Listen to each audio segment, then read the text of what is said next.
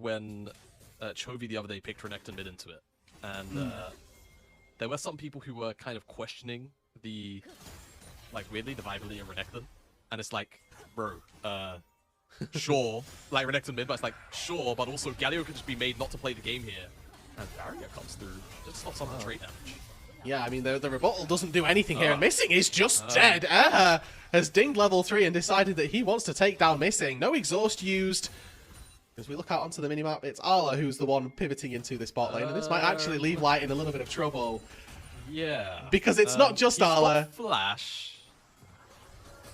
I don't know that that's going to be enough here, Jamada. He is under the turret, he is exhausted now. A TP's coming through, but he is just dead. Kill goes over to Arla, and Light, unfortunately, kind of left to be fending for himself. We've got to get... Yo, He's stopping recalls. He's stopping recalls, and you know what? He's done a successful job on one aspect, as Jun is able to have to walk the long way back. And now Xiaohu ready with Flash, looking to try and taunt his way in. Gets Arla, gets Jun as well, and it's another kill for the set support. 2-0 on the set, and now with Equalizer up, it's clearing the wave, baby. Yeah, clear the wave. Good job. I mean, honestly, this is going to give Breve a couple of... Well, not a couple, maybe one. No, teleport will come down to deny this. If I'm correctly, you do just get out to safety. Yeah, again, very, very frustrating as a Breve. Oh my god. Ooh, just gets... Equalizer. a very large chunk down onto Scout. Yeah, very annoying. Scout does have teleport in a moment. We'll just collect the last little bits of that wave. As groups go down, looks like it's going to be favoured to Wavo as Jun's pathing his way down toward that bot side. You know, no HP on Scout in the mid lane. Eha has played set before. Thank you to our producer Alk for finding that it was in 2021 in the LDL when Eha was a mid laner. So plenty of experience on the champ. Showing it so and, far. With that in mind, you know, we've got to make sure that he's at least comfortable in that pick. With the Drake going down on this bot side, and with JDG in a pretty comfortable position to take this Drake.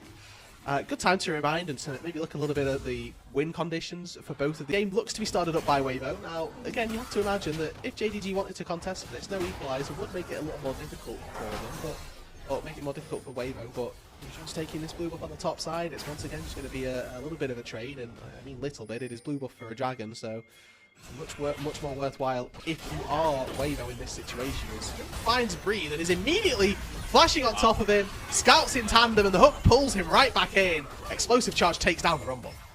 Yeah, Bree walked into that bush and went, oh yeah, I'm fine, and then Missing R flashes on his head to ensure the dredge line can also follow up there.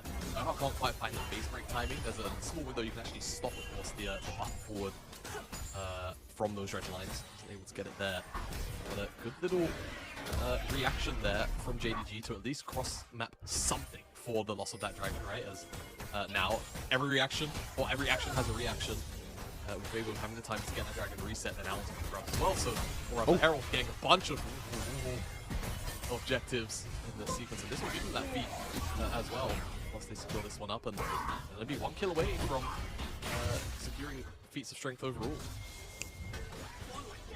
Where they randomly screwed up the ratio on Galio, so going full AP, like every tick was more or less doing like the damage it would do when it hit you. Okay. He's just not able to move. Scout finally gets the rocket jump away, but there's a killer instinct into the backline, and Light not actually able to find it as now called the Forge God gets interrupted. Arla airballs on that one, and now he's just about able to walk out to safety as Tien comes forward. Takes down Missing, and now Arla left under the turret in a 5 versus 1 situation. His odds aren't looking too good for this one. Yeah, he's dead. Tower goes down as well, and feats were secured for Wavo. Oh man, I mean that was a huge set of kills. Thankfully for JDG, Pace was able to punch out on that tier 1, but Wavo can go further, right? Because of the amount of kills they got, and where Shun was positioned on the map when this play was going down. They picked up tier 2, but this overreach potentially is now leading to teleports, and Scout is here on the flank. Yeah, he's looking for one. There's a really deep TP in here from Xiaohu as he finds one quick taunt. Tien looks for Scout, but doesn't quite find him. And the TP in from Xiaohu to bail his team out. They get tier 2 turret on the top side, a load of kills, and that's a big win for Wavo. Really big win for Wavo. They're able to walk out of this. Shouldn't Pace. I mean, you can see how almost desperate really they are to to find some kind of play back here. Tien. They're still hunting. He's in that much danger. Well, he is probably just fine. It's maybe who's going to be left and sacrificed. However, his team are here. Tien was sniffing around the entire time. Comes back in to try and help out. Cyclone onto Jun as he just takes down the Neferi without any real recompense. Now another killer instinct into the backliner's light. Finds Pays, flashes over the wall. Double kill for the Kaiser. Rude. I think that whole sequence might have just broken JDG. Yep. Lose out on that play so hard on the top side. That just felt like a tilt play. Through and through, just looking for something, just hungry for a play. Dragon's up, you know, like, go get set up over there. Make the life of Weibo difficult to play around that instead. Via the vision, they just weren't able to do it. Now, they're losing out more than ever.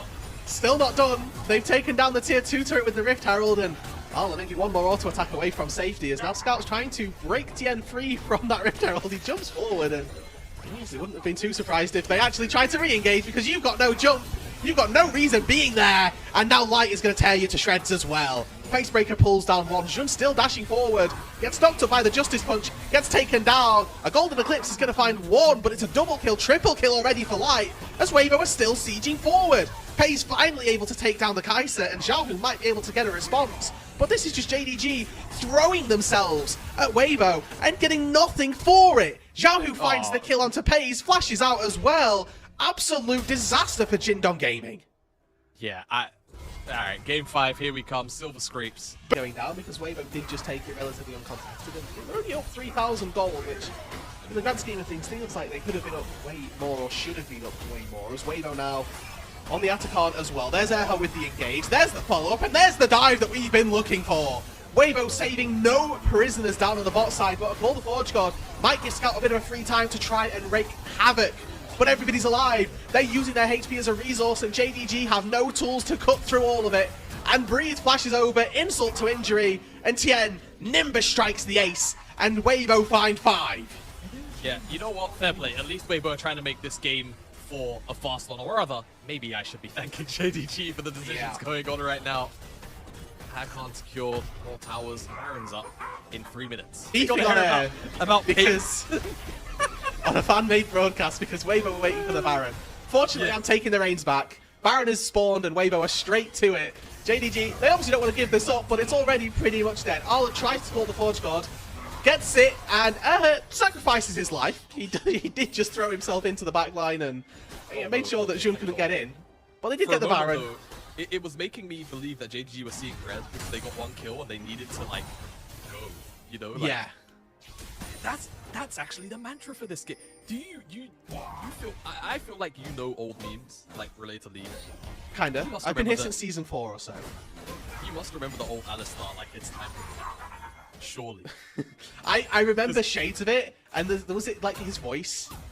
Yes, like I have no idea where that brother's accent was from, but to try and recreate it very, very poorly, I'm sure. He's laning, and this is like old seasons. Xiao's probably gonna like do some cool stuff to get out. Fantastic, good job. Exactly. Hold on.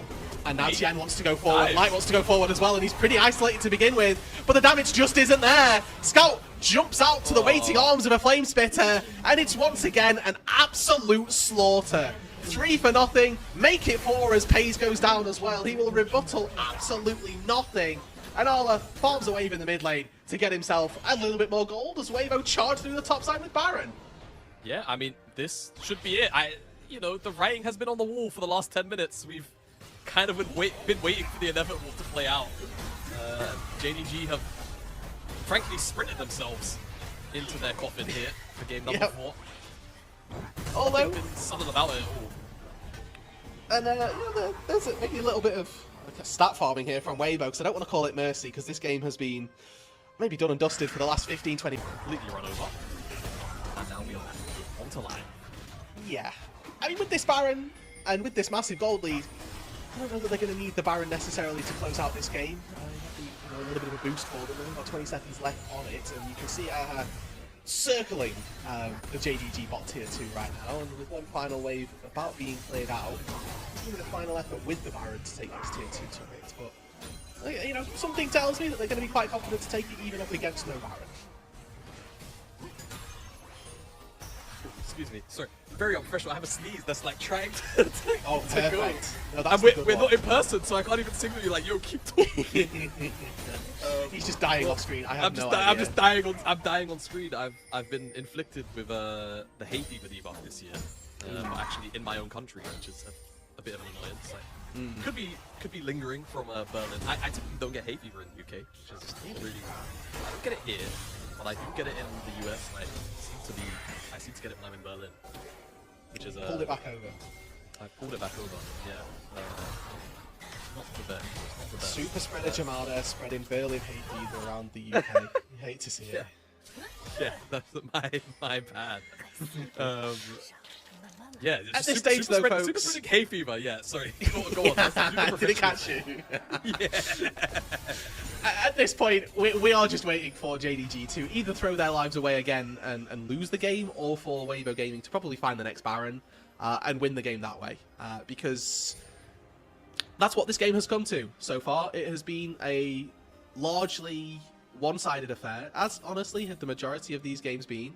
At least this time, I think that Wavo have given us a little bit more action to go off of. In game number 3, we were sat scratching our heads and wondering how this game could have ended, in maybe 20 minutes instead of the 30 that it did. But a reminder for those, missing out on some of the story that we set up for at the start of this day. JDG came into this series as firm favourites, first of all, but also on a 10-game winning streak. That was giving them real momentum. They took game 1, and it looked for all the world as though they could have just 3-0'd and continued on that winning streak. Wavo have not given them that opportunity and have done a very good job in this game, no doubt, at just executing on their own composition as well.